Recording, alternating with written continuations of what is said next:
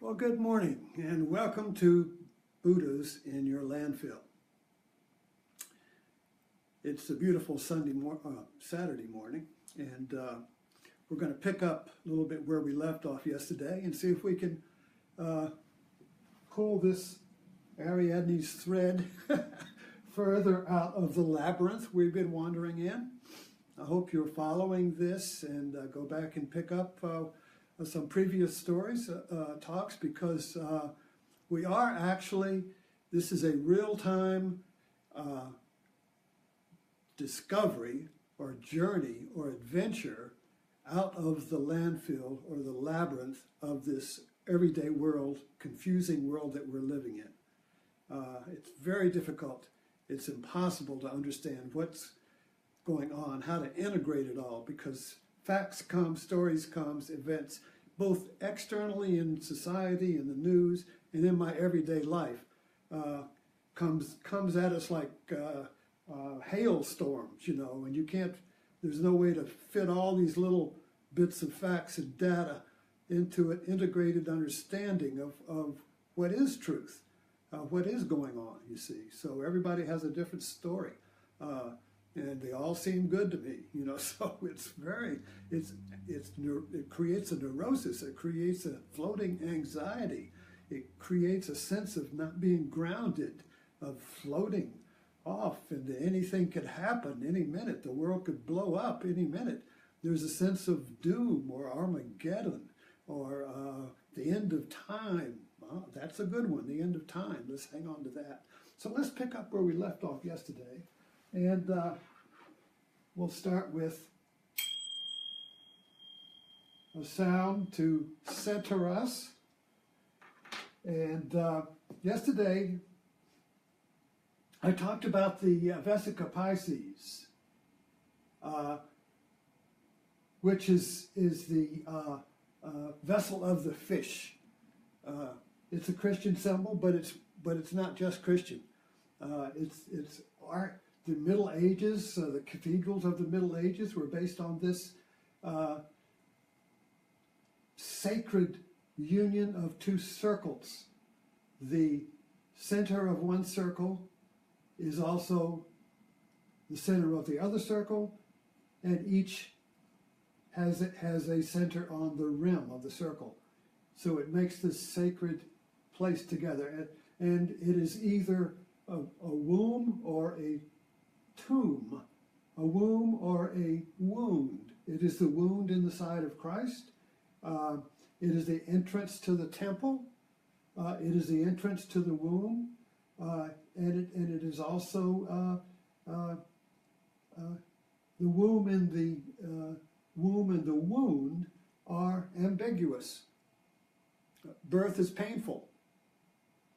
Is it a birth of death, or is death a birth? Ambiguous. We don't know. So this ambiguity, when there is ambiguity like this, it becomes a sacred place, because the sacred place holds the opposites together. It holds the ambiguity as one, yet two, and that makes it a energy-filled place. You can feel the energy in a sacred place. It's not something intellectual, it's felt. And the feeling is that the sacred place contains the ambiguity. So let's develop that.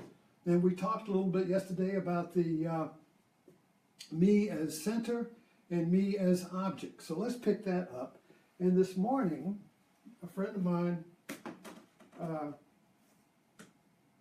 messaged me and linked me a little interview between Jim Morrison of The Doors, interview with his father and sister. And his father was an admiral, a retired Navy officer. And they were reflecting on Jim Morrison after he had died. And I really connected with that, because my father was a naval officer. He didn't get to be an admiral, but he didn't understand me either. So the admiral was a good man out of the 50s. I mean, he grew, he was a duty man, a man of facts and duty and function. What good is that? What are you going to do? Get a job. be useful. And he had no idea what his son, Jim Morrison, this poet, was up about. Jim Morrison graduated from high school in '61, so Jim Morrison was a child of the '60s. His father was a man of the '50s and before, just as my father was. And my father had no idea what was driving me or who I was. And so he was always saying, you can't lift the hammer. You haven't earned that. You can't, you'll never succeed. Get a job, get a career, become a naval officer, so on, But I really related to that inability of the admiral and the poet living in two different worlds. And I really thought it explains our world today and this conflict going on today. So let's take a look at that. If you notice about news, this is where we can start. Now we notice one of my favorite memes or favorite metaphors is Dragnet and Joe Friday. And this is a Google me. This is a little Google, just the facts, man. When he would go to a crime scene, the victim of the crime would come out, oh, the story, he did it, yada, yada, yada. And he would say, just the facts, ma'am. Just the facts. And the woman would calm down, lip trembling and trying to just give the facts, So like a good detective, he just wants the facts. He doesn't want the emotion, all right? So we'll notice that news has changed today because when there is a news event, the reporter, somebody's house got burned down or something, the reporter will stick a microphone in the victim's face and say, how do you feel? So the news goes right to the subjective, right to the feeling. How do you feel about that? Well, So, but in the journalism news, journalistic news, the Joe Friday news is not interested in how you feel. It wants the facts. So you see there's a difference here between facts and feeling. Objective, subjective. Feeling is subjective. Facts are objective. So we look at the Admiral and the Doors and Jim Morrison. So the Admiral was interested in the facts and what are you going to do? What is your duty? What is your place in life, you see? But this is looking at the world as you being placed in it as an object among objects. So you have and objects in the world are organized by roles, rituals, and duty. So you have a social role or duty to perform, and you must stay. And your virtue is to stay in that role. And this is always in our conflict now. So like with women. So what is the virtue of a woman? You see, well, the objective view is, well, her virtue is to be a obedient wife. So she should be secondary to the husband. The husband is one, she's a support, you see. So that's a duty, you see. Civil rights was all about what is the duty of a black person, you see. The Butler, the movie The Butler, was all about the conflict of these two views of the world. So and what is the duty of a gay person? Well, to stay hidden. You see what I mean? Don't bring that up. So we can see this idea of one view of the world, the objective view of the world, is that you should perform your socially prescribed duty, which comes from the past, and don't rock the boat. Don't create a new right. You don't have any rights. Your right is to follow duty and be obedient to your subscribed role in life and do that perfectly. But the other view is that came up in the 60s, which Jim Morrison really personified, was that, and in fact, his father, in looking for words to put on his tombstone, I think they found the Greek words which meant he followed his destiny. He was true to his destiny. I found that interesting because from the admiral's point of view, your destiny would be to get a job and become a successful person with a career that's already established. You go to college, or maybe you become a naval officer. If you're in business, well, then you get in business like the father, and you follow the father's path. That is your duty. You're the good son. So Jim Morrison was the rebel son. He was the bad son, or the misunderstood son, or I don't know what the hell you're about, son. I don't understand you, son. What is your... So we say Jim Morrison would be following his own inner, listening to a different drummer. And that's what the 60s was all about. Listening, there was a different beat in the air. There was a different sound. And the people from the 50s could not understand that sound. What is going on? It's breaking apart society. It's destroying the fabric of society and virtue, morality. It's all falling apart, So there's this tremendous reaction of law and order coming back because the subject, you see, of me, I have to. So Jim, what Morrison is saying is that he's a poet. That I have to follow my destiny and listen to my song and create my song and create myself and create the world from me rather than fitting into the world. You see, this is fundamentally different here. There are two commandments going on here. And I keep coming back to this. The two fundamental imperatives of life and society is one, is that you must, in American society, you must become the unique one. You must become a true individual. And an individual is unique. It's different from other individuals. So to be a unique individual, you can't become part of the herd. You see, you can't blend in and become a robot man. You can't become a machine person. You have to be unique. But also there's the commandment to belong to society and fit into its prescribed roles. You see, so there's a conflict here between being unique, I'm the unique one, or I'm the obedient one, and I fit into the needs and roles and rituals of society like a good son.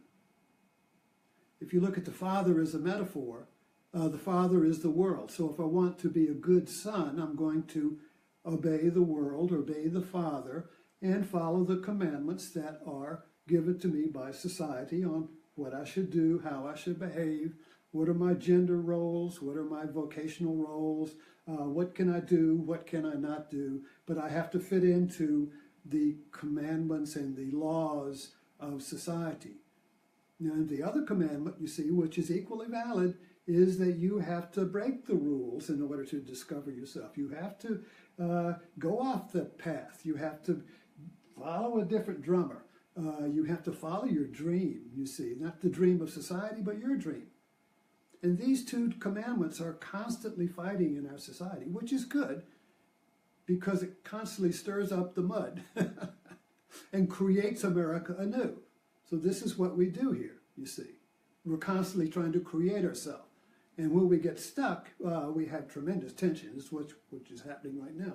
But let's get back to this for a minute. So we have this, the objective worldview, which is really personified by the admiral in the 50s, and the subjective worldview, which was really burst into the scene in the 60s, and both have a commandment to obey. The objective worldview means obey duty to your nation, duty to society. That's patriotism. You go to war. You don't question the war. It's your duty to go to war. Your country, right or wrong, you go to war. And this was duty. Well, I don't. The other one, well, the war is immoral, so I'm not going because it's duty to my conscience. What is my duty? Conscience or the nation, you see. This is a conflict that everyone has to, should I be like follow my mother and my father, or should I strike out and be a unique person? So duty to nation, duty to self. But you see, both are looking for following or the commandment to be the one. But the one is in two different forms. The one for the objective worldview, the one is the whole, and the one on the subjective viewpoint is the one is me. You see? So you've got this is a good example here. So our little fellow here under the 50s worldview with Joe Friday is the truth is just the facts. And over here, when the house is burned down and the reporter doesn't want to know what the facts are, he wants to know how you feel. So there are two different truths here. The objective truth of facts, empirical facts, and the subjective truth of who are you? What is your story? You see. And we're really today, this is so visible today in our problem, it's called epistemology, which is the science of truth. What is truth today? And this is being played out on the national scale, where you have alternate facts. Truth is the story that I say is true, or is truth the facts that are empirically verified by journalists and by documentation. And doesn't this go right back to the Middle Ages? No, this is a big leap. But I was just thinking this morning that the Middle Ages broke apart with the discovery of the scientific method, which is called the Enlightenment. And there was a question of truth in the Middle Ages. And the science of the Middle Ages was alchemy. And the alchemist was a scientist who was more like a poet. In other words, he could come up with truths that were subjective and objective at the same time, but no, it could not be verified. So it was magic. You can't verify magic. Nobody can duplicate it, you see. So science in the Middle Ages was more like magic. And then when this was a shift in Western consciousness from the subjective to the objective with the Enlightenment. And in the objective world of the Enlightenment, truth became empirically verified. So if I wanted to say this was a law that would do such and such, the facts had to be verified by and repeated by other scientists, you see. Magic can't be repeated. Empirical facts can be verified and reproduced, you see. And then that becomes truth until somebody refutes it and discovers a bigger truth, another truth. So this idea of verifiable empirical facts is what's going on today with this struggle between the subjective worldview of, let's say, the alternate facts, or Stephen Colbert called it truthiness, where the truth is, the facts fit my story, and the objective worldview in which facts have no story, in the sense that we can all discover the same facts, you see, so there is no emotional story to it. There's no me in there. There's no me there in objective facts. But in the subjective worldview, there's a me there. So I'm like doors in the sense that I'm creating a world out of me as the center, and the facts are like iron filings on a paper above a magnet. And so the magnet creates the pattern, and the facts come in and fit the pattern. So when the story becomes the pattern of truth, then all the facts are going to fit around there. And those same facts, you see, when you take away the magnet, the objective worldview will have we'll see a different pattern, and the same facts will fit that pattern, you see. So it's like the war between two magnets, you see. But what is the difference is the center. In the subjective worldview, I am the center and the world shapes around me. In the objective worldview, the facts shape around the whole, which all the different journalists can verify are the same facts. That's what it's all about. Is you got one journalist finds a fact, and it's not a truth until you get other references. It's got to be verified by other points of view, by other findings. So if you get the more people that say, yeah, I discovered that from this angle, and I heard it over here, and I saw it written there, and this person, all of these things keep verifying these facts. So this bigger story begins to evolve, which is completely opposite from this story. But it really goes back to the 60s, I think, when the subjective me and Jim Morrison and the door opened to me as a center, and Trump really personifies that view today, and I think that's why all the baby boomers like Trump, because they were the ones that were born in this shift of center to me.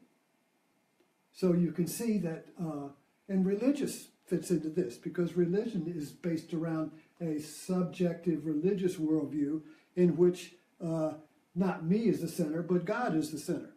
So God, in the religious view of the world, the magnet is God, or the dogma, or the church, and all the facts fit around that, you see. The secular world doesn't have that magnet, has a different magnet, so the same facts would fit around that. So you see, this conflict goes on in many different ways. So I'm hoping that this wider angle here helps us understand the larger philosophical and cosmic battles going on in our society today about what is truth. How do we determine what truth is? And this is not new. I mean, this, like I said, I can point back to the Middle Ages and the Enlightenment and the Greek world. When the Greeks were philosophical world was born, this view was born then. Because all of the other cultures were subjective goddess religions, you see. So this is not something new. This happens objectively in society, and it happens in our own life too, in our own personal adventure and discovery of who am I? What is truth? What is the truth here? What just happened? I don't understand this. And everybody has a different view. What's going on? I'm confused. I'm in doubt. I'm having a crisis. I got a panic attack. All this stuff comes from a conflict of truth.